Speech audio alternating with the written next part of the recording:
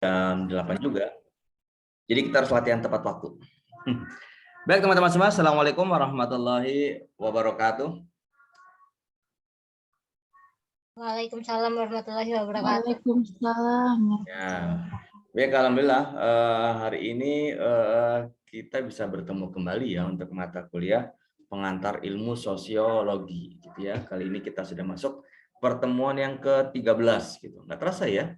Ini berarti kita tinggal 2 pertemuan lagi kita sudah UAS gitu ya. Nah, semoga kita semua selalu dalam keadaan sehat gitu ya. Selalu diberikan kesehatan sehingga kita semua nanti bisa melaksanakan kegiatan UAS tepat pada waktunya gitu ya. Baik teman-teman semua, sebelum kita mulai perkuliahan, sama-sama kita baca basmalah terlebih dahulu. Bismillahirrahmanirrahim. Nah, sebelum saya share screen, saya ingin mengingatkan teman-teman juga untuk aktivitas di e-learning IBM. Jadi jangan lupa download materi perkuliahan, menanggapi forum, mengerjakan tugas, dan presensi, karena menjadi bagian dari aktivitas perkuliahan. Baik, saya akan share screen ya. Nah, teman-teman, kali ini kita akan belajar mengenai teori perubahan sosial, gitu ya. Nah, kalau kita bicara tentang teori perubahan sosial, sebenarnya ada beberapa teori gitu ya. Ini cuman dalam kesempatan kali ini saya ingin membahas 2 teori saja gitu ya. Nah, 2 teori ini sebenarnya teori yang sering digunakan atau banyak dijadikan referensi dalam ilmu komunikasi gitu ya. Kaitan dengan teori perubahan ya. Kita lagi share screen. Baik, yang pertama ada 2 tadi ya. Pertama kita akan bicara tentang teori siklus dan bagaimana kaitan dengan perubahan sosial. Yang kedua teori fungsional dari Talcott Parson gitu ya, yang kaitannya dengan perubahan sosial. Kita lihat ya yang pertama ya, mengenai teori siklus.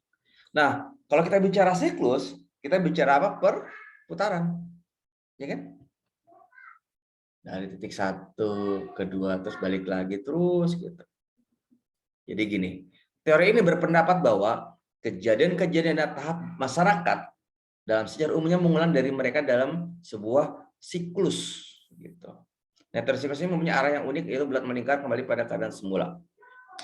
Jadi menurut teori ini, keadaan kita yang sekarang ini, kejadian kita yang sekarang itu sebenarnya perulangan dari yang dulu-dulunya. Ya, zaman ada masanya kita tumbuh, berkembang, runtuh, terus begitu mengulang. Ya, dari perubahan kita gitu. Nah, teman-teman mungkin pernah baca ya di salah satu piramida di Mesir. Itu di Mesir kuno kan dari 3000 tahun sebelum Masehi itu ya. Itu ditemukan beberapa gambar, ada gambar pesawat terbang, orang menggunakan HP gitu ya, orang menggunakan laptop, memakai pakaian ruang angkasa gitu ya. Itu padahal di piramida itu sudah ada di 3000 tahun sebelum Masehi. Kemungkinan bisa aja ya, teknologi yang sekarang ada di zaman dulunya itu sudah ada.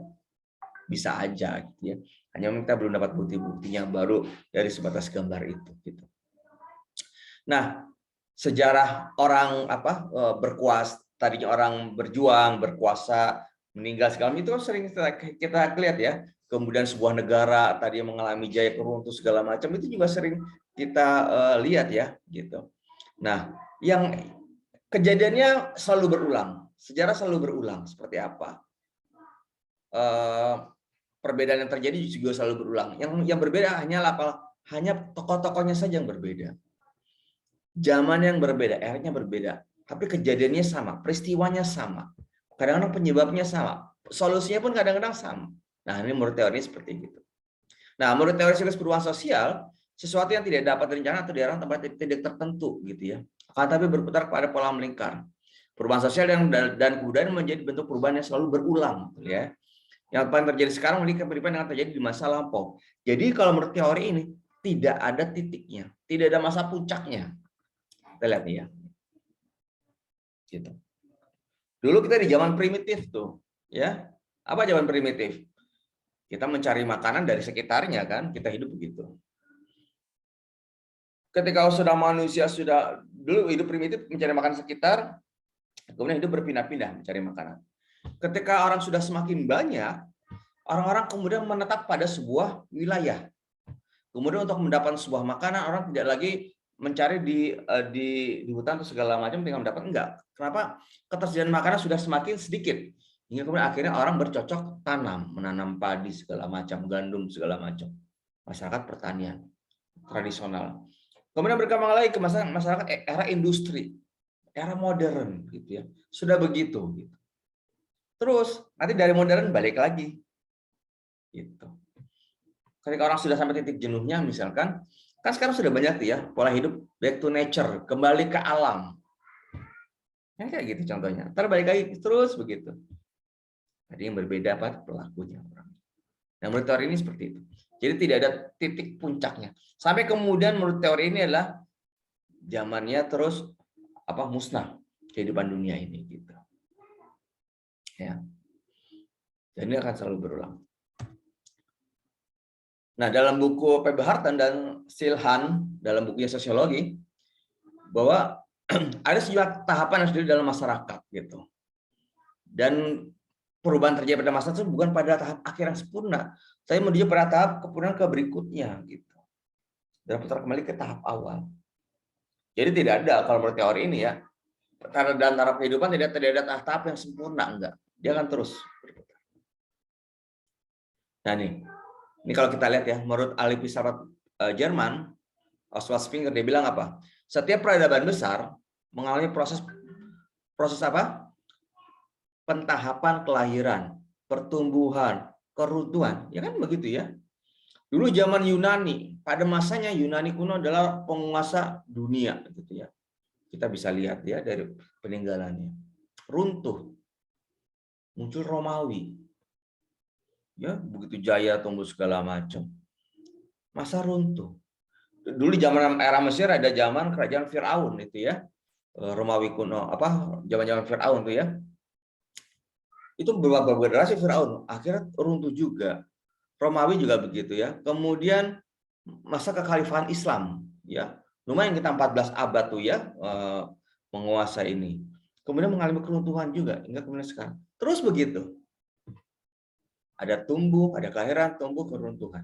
Pasti begitu. Dan di dalamnya pasti ada istrik-istrik perebutan tahta segala macam ceritanya.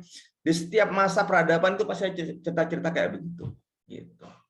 Sama di kekhalifahan Islam juga ada kayak begitu, perebutan tahta segala macam, ya. Nah ini kalau menurut Pitirim Sorokin, nih ahli sosiologi Rusia ya, bahwa dalam peradaban besar itu ada 3 sistem kebudayaan, ya nih dalam semua peradaban besar ya, yang menurut penelitian dari si Sorokin ini. Pertama ada kebudayaan ideasional. Jadi ini kebudayaan supranatural sebenarnya nih ya. Jadi kaitannya dengan magic, dengan sihir. Kan dulu era-era masa zaman pertengahan begitu ya. Ini kuat banget gitu ya. Era seri ini. Kemudian lagi ke budaya idealistis. Ada perpaduan antara unsur supranatural ya orang dengan unsur ilmu pengetahuan.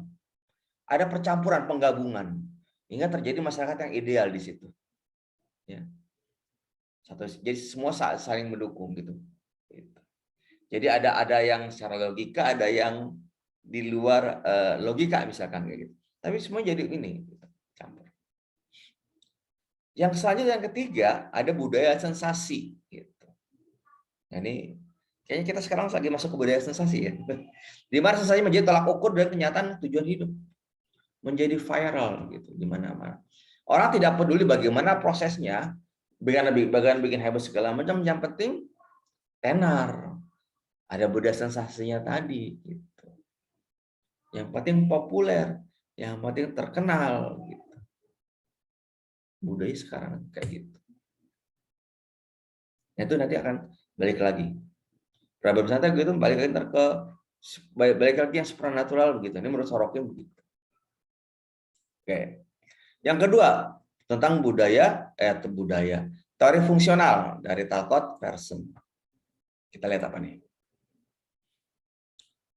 Nah, asumsi di teori ini adalah masyarakat sebagai satu sistem, ya.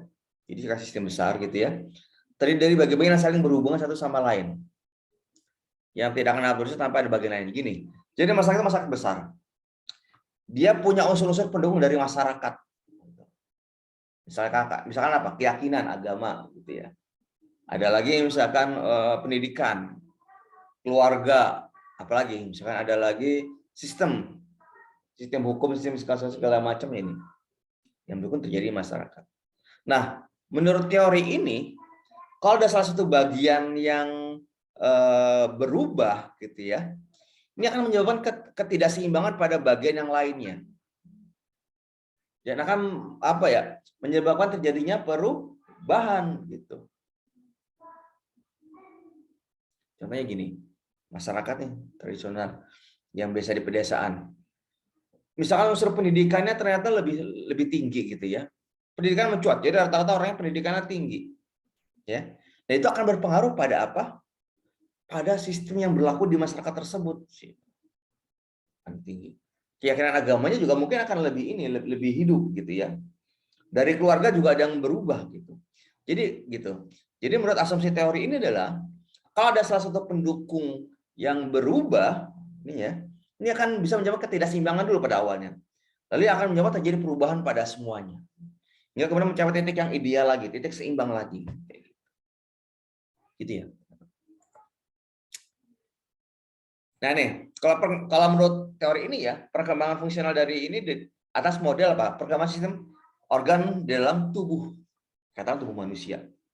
Kan begitu ya kita. Semua saling mendukung kan bagian tubuh kita, tangan, kaki, segala macam.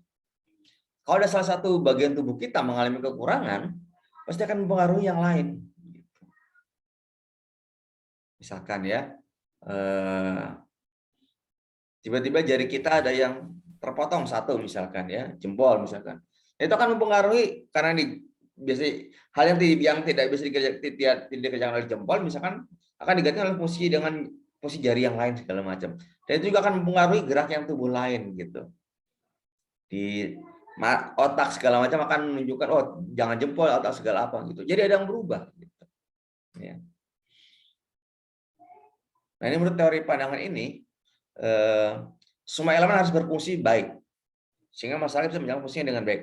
Jadi kalau tadi dalam masyarakat tadi saya bilang ada pendukung-pendukungnya.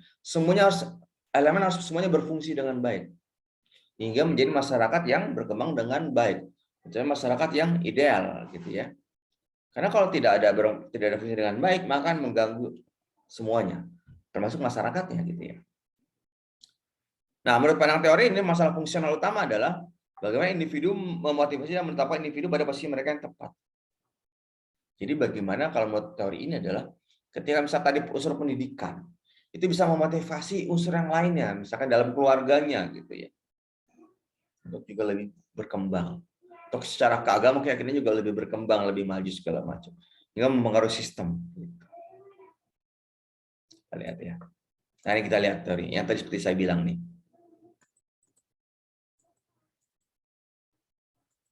Nah kita lihat ini kan society, masyarakat nih. Apa yang bisa berpengaruh? Tadi saya bilang, ada pendidikan, unsur pendidikan. Religion, keyakinan, agama, keluarga, family. Sama sistem yang berlaku di situ. Sistem hukum, sistem kemasyarakatan yang berlaku di sini. Sistemnya berubah. Ada undang-undang yang berubah, ini akan mempengaruhi pendidikan juga, akan mempengaruhi keyakinan juga, akan mempengaruhi keluarga juga. Iya kan? Gitu. Itu juga ini kan pendidikan juga makin tinggi akan berubah semua. Dulu ketika pendidikan semuanya SD, rata-rata SD mungkin ya begitu kehidupannya ya. Religi masyarakatnya masih ya kayaknya masih begitu. Keluarga juga ya setara.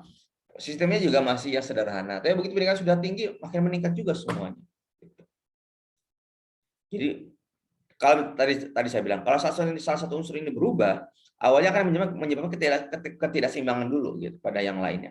Tapi yang lainnya akan saling menyesuaikan diri. Gitu. Hingga nanti pada akhirnya semua fungsi akan berjalan dengan baik untuk mencapai masyarakat yang ideal. Akhirnya menjadi faktor kebiasaan. Dulu misalnya sistem transportasi di kita gitu ya awalnya. Dulu saya ingat banget tuh ketika kita mau yang suka naik kereta tuh ya, perpindahan dari yang bentuk karcis ke yang kartu itu juga sempat mempengaruhi transportasi gitu ya, sempat sampai antrian panjang orang mau masuk gitu. Lama-lama begitu sudah menjadi faktor kebiasaan ya sudah mudah lagi, ideal lagi gitu. Akhirnya entar kalau sudah begini tinggal faktor apa? Masalah kebiasaan lagi. Kalau kebiasaannya dulu begini, kemudian kalau muncul kebiasaan gini, kalau kita sudah terbiasa tentang sesuatu gitu ya, ada hal yang baru. Awalnya kita beradaptasi dulu kan gitu, agak canggung. Tapi lama kelamaan, kalau kita sudah terbiasa dengan yang baru lagi, ya sudah kita sudah enak aja jalan ini, ya. Gitu.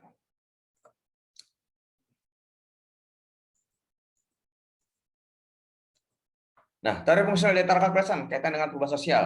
Ada 4 syarat agar masyarakat bisa berfungsi. Ada proses adaptasi gitu. Jadi sebuah sistem harus menanggulangi situasi eksternal misalnya di lingkungannya. Orang yang bisa hidup pada lingkungan dan pada zamannya, orang yang mampu beradaptasi dengan lingkungannya. Orang yang tidak bisa beradaptasi dengan lingkungannya, susah untuk bisa bersaing atau mungkin susah untuk hidup. Gitu. Ataupun kalau misalkan hidup ya gitu-gitu aja, gitu ya. Tidak semaju yang lainnya. Kemudian yang kedua, agar masyarakat bisa berfungsi apa? Ada tujuannya, ada goalnya mau kemana gitu.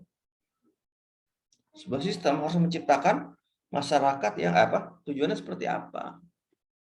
Kalau di tahun slogannya masyarakat untuk mencapai masyarakat yang adil makmur sejahtera gitu. Baldatun thayyibatun warupun kebur gitu kan kayak gitu ya. Yang tiga ada faktor integrasi, perpaduan. Sebuah sistem harus mengatur bagian yang menjadi komponennya. Terintegrasi semuanya saling terkaitan, saling berhubungan. Hingga itu menjadi saling menguatkan. Kalau semua unsur pendukung dari masyarakat itu saling sendiri-sendiri, masyarakat tidak akan bisa menjalankan fungsinya dengan baik. Ini kalau menurut teori ini ya. Kemudian keempat adanya pemeliharaan pola, perawatan dari yang sudah ada. Ya kan kalau misalkan dirawat nih, masalah agamanya, keyakinannya diperkuat, pendidikannya juga terus diteruskan, keluarga ada harmonisasi, sistemnya juga diperbaiki sesuai dengan kebutuhan dari masyarakatnya, semua berjalan dengan enak, nyaman, itu akan menciptakan itu. Ada motivasi kita untuk terus berkembang, untuk kita terus maju. Gitu. Karena kita merasa nyaman dengan situasi seperti ini. Hidup yang benar adalah maju, gitu kan? Bukan kita justru mundur ke belakang. Gitu. Ya, teman-teman. Maju itu baik dari segala pemikiran, baik dari semua hal harus maju keyakinannya. Nah, orang-orang kita kuliah juga begitu, teman-teman. Nih, pastinya ya kita sudah kuliah nih ya, kita sudah berpendidikan tinggi gitu, kuliah. Pasti sudah berubah dong, ketimbang dulu kita SMA, SMP, SD, pasti berubah deh sekarang. Nah, kalau kita sudah berubah di perguruan tinggi, namanya pendidikan tinggi, semua juga harus berubah. Keyakinan kita dalam beragama juga kalau bisa lebih tinggi lagi. Gitu. Attitude kita, etika kita, adab kita juga harus lebih tinggi lagi ketimbang sebelum-sebelumnya. Gitu. Sopan santun kita juga harus lebih baik lagi ketimbang sebelum-sebelumnya. Kayak gitu. Jadi semua hal harus berubah dan itu harus berubah menjadi lebih baik dari sebelumnya. Gitu teman-teman. Ya. Itu yang benarnya seperti itu. Jangan misalnya pendidikan tinggi tapi adabnya justru ke belakang. Gitu. Atau secara etika malah nggak baik. Enggak. Semakin tinggi pendidikan seseorang, bila dikatakan berhasil, kalau pendidikan semakin tinggi, secara etika, attitude-nya juga semakin tinggi. Orang menjadi semakin baik. Keyakinan dan beragama juga menjadi semakin baik. Gitu teman-teman. Oke, kayaknya udah habis slide dari saya. Baik, sebelum saya buka link pertanyaan, silakan buat teman-teman yang bisa buka kameranya, saya ambil screenshot-nya terlebih dahulu, teman-teman. Silakan.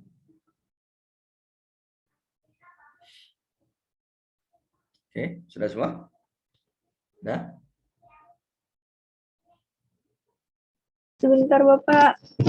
Ya, dipakai dulu kerudungannya. Oke. Udah belum Tarisa?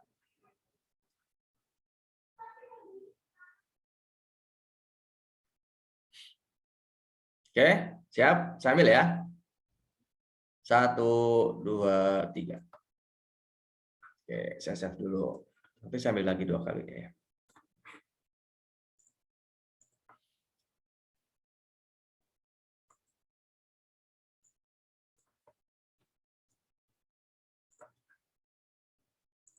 Oke, teman-teman, saya ambil sekali lagi. 1, 2, 3. Oke.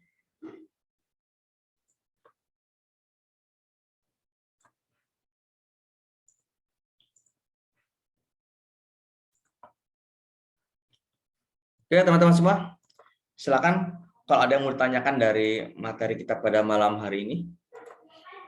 Ada yang mau ditanyakan? Silakan.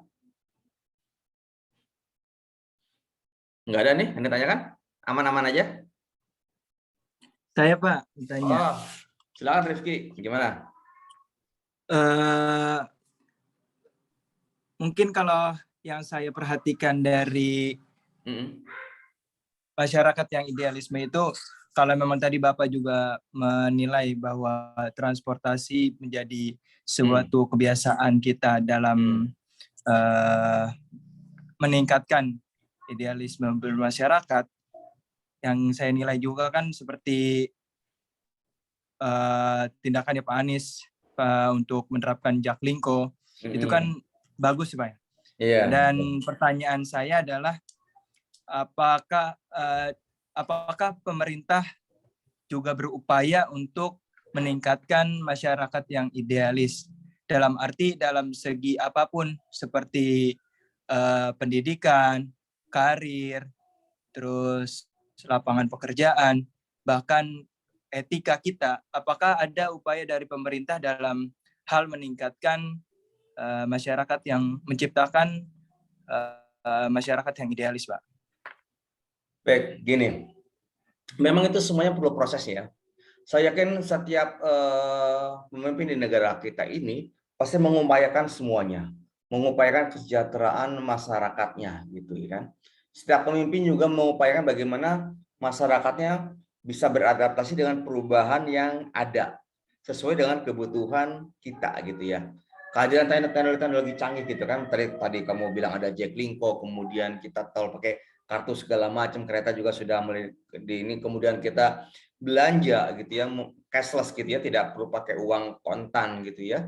Kemudian kita belanja juga mungkin belanja online, hidup sebenarnya sudah semakin dipermudah. Belajar pun kita juga misalkan tidak harus tatap muka, bisa seperti ini. Itu adalah sesuai dengan kebutuhan kita. Nah, yang terjadi sekarang adalah saya sih yakinnya begini. Tadi seperti saya bilang di awal, setiap pemerintahan mempunyai kemauan atau niat untuk mencapai hal tersebut gitu ya. Hanya dalam jalannya itu yang kemudian ditentukan oleh bagaimana kualitas pimpinannya bisa menjalankan itu semua gitu. Dan terutama para pembantu-pembantunya kemudian gitu. Kalau dia kemudian bisa memilih pembantu-pembantunya yang baik misalkan, dia pasti akan bisa ini gitu. Ya mungkin teman-teman mungkin tidak hidup di zaman Soeharto ya. Dulu saya mengalami presiden itu dari zaman Pak Soeharto, Presiden Habibie, Gus Dur, Megawati, SBY sampai dengan sekarang Jokowi. Nah, dulu Presiden Soeharto itu dia punya program dalam pembangunan negaranya. Jadi misalnya gini, ada namanya Repalita, rencana pembangunan 5 tahun. 5 tahun pertama mau ngapain? 5 tahun kedua mau ngapain? 5 tahun ketiga mau ngapain? 5 tahun keempat mau ngapain? Sampai akhirnya tinggal landas. Tinggal landas terakhir ini adalah masa kita sudah menjadi negara maju. Dulu cita-cita partai kayak gitu ya. Hanya memang dulu di tahun 98 sebelum itu terjadi, itu kemudian dia keburu diturunkan oleh rakyat karena terjadi krisis ekonomi gitu ya. Nah, di era presiden setelahnya baik Habibie, Megawati segala tidak punya platform yang tadi terperinci secara jelas mau apa gitu ya gitu. Jadi kalau dulu Pak Harto dan dia ketika memilih menteri-menterinya itu pasti orang yang memang ahli di bidangnya gitu. Dulu adanya Profesor Emil Salim, Menteri Lingkungan Hidup banyak. Kemudian Menteri Penerangan itu dulu ada Harmoko yang dari background memang wartawan. Ada menteri apa rata-rata memang orang-orang yang memang pada bidang sesuai dengan bidangnya.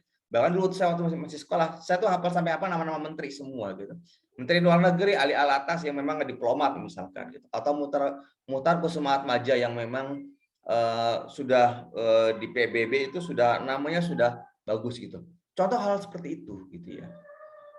Nah, saya yakin sih pemerintah niatnya seperti itu juga gitu ya. Cuman tinggal adalah bagaimana membuat program-program yang tadi disesuaikan dengan bagaimana sesuai dengan kebutuhan masyarakat seperti apa gitu ya. Contoh kalau saya lihat misalkan tadi kamu ceritakan mengenai Anies ya. Saya lihat Anies itu sudah karena dia sebagai mewakili ibu kota ya negara Jakarta sebagai kota global disebutnya ya. Maka segala semuanya yang serba canggih dan modern memang harus dihadirkan di Jakarta gitu. Nah, inti dari pertanyaan kamu adalah saya yakin sih pemerintah sudah punya niat yang baik untuk seperti itu. Kita berhusnuzon aja. Gitu ya. Kalau pemerintah tidak punya niat yang baik, tidak mungkin kita bisa dapat kuliah dengan nyaman misalkan gitu ya. Saya ngajar juga dengan nyaman misalkan. Kondisi politik yang masih adem ayem gitu ya. Perekonomiannya walaupun harga tinggi segala macam cukup kita ini, tapi kan kita masih bisa makan paling enggak gitu. Ya. Jadi kita sikapi aja bahwa apa yang diupayakan oleh pemimpin kita, Presiden kita menjadi untuk yang terbaik buat diri kita dan masyarakat pada lainnya. Gitu sih Rifki yang bisa saya jawab. Baik Pak, terima kasih. Ya. Oke teman-teman semua, ada yang mau tanyakan lagi? Baik, kalau nggak ada yang tanyakan lagi, semoga pertemuan ini ada manfaatnya buat kita semuanya ya. Kita akhiri perkuliahan kita pada malam hari ini dengan sama-sama membaca hamdalah. Alhamdulillahirobbilalamin. Baik, kurang dan lebihnya saya mohon maaf. Wassalamualaikum warahmatullahi wabarakatuh. Waalaikumsalam. Warahmatullahi wabarakatuh, Pak. Terima kasih Pak Budi. Ya, sama-sama.